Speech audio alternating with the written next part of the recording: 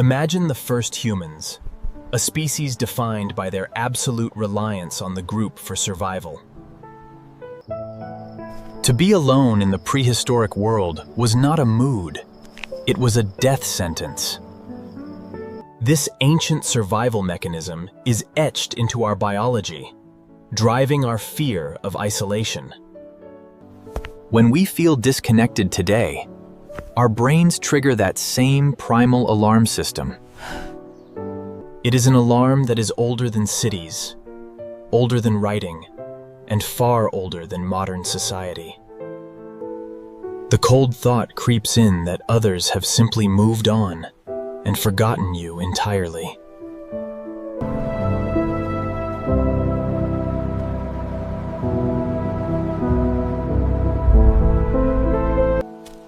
This feeling is not random.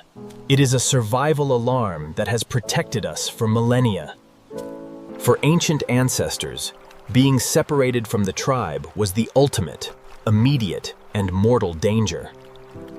A short window of time existed before a predator would inevitably finish them off.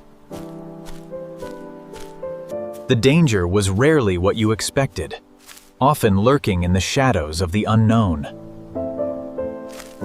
As shown in the illustration, the subject must traverse Sector Gamma, a dense forest where the primary resource, the Glowwood staff, is essential for navigation and defense. Most assume the danger was obvious, but the real threat was often subtle and unseen. Alone meant no protection, no help, and constant exposure to the prowling predators. Yet, scientists studying prehistoric survival found something far stranger than the obvious threats. The true breaking point for a lost human was not the cold, nor hunger, nor predators.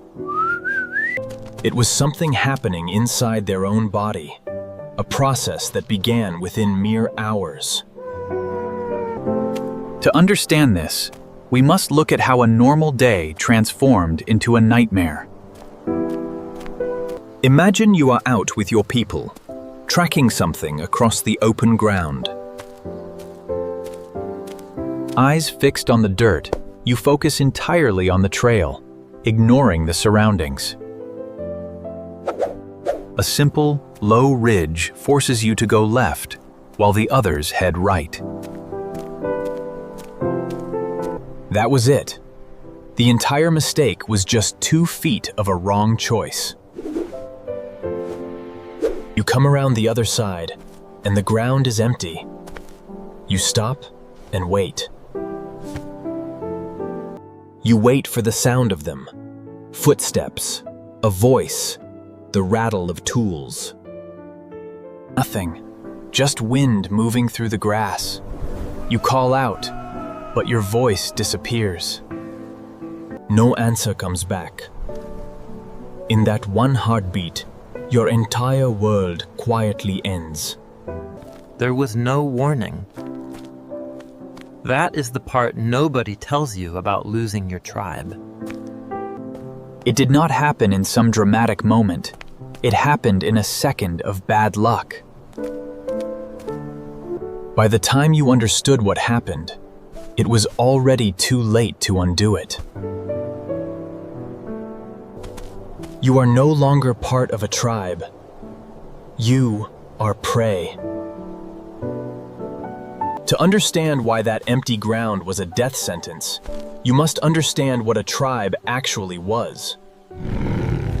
It was not your friend group. It was your second body. Alone, one human is almost a joke. Slow, weak, no claws, no fangs, no fur. Stand a single human on the open plains, and you have the most pathetic predator in nature. Sharing food was essential for early human communities, fostering strong bonds and cooperation within the group. One person remembered every water source for 100 miles. One knew which plants were food and which would stop your heart.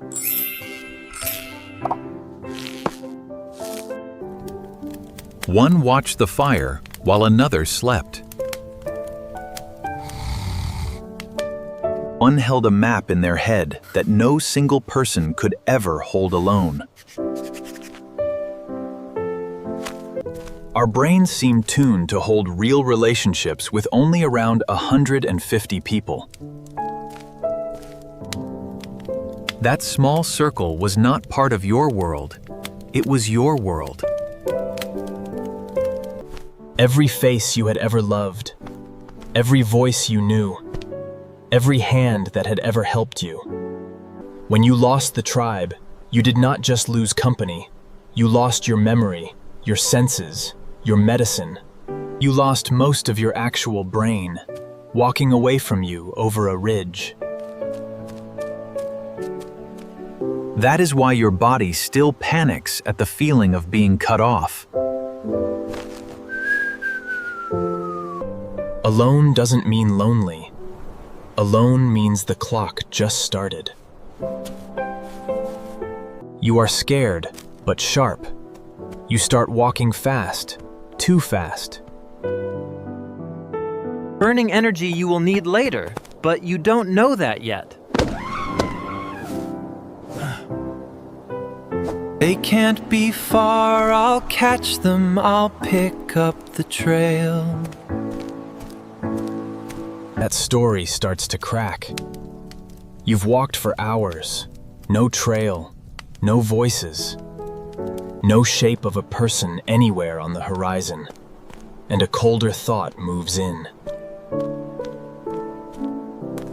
What if I chose wrong at the ridge? What if every step has carried me further away?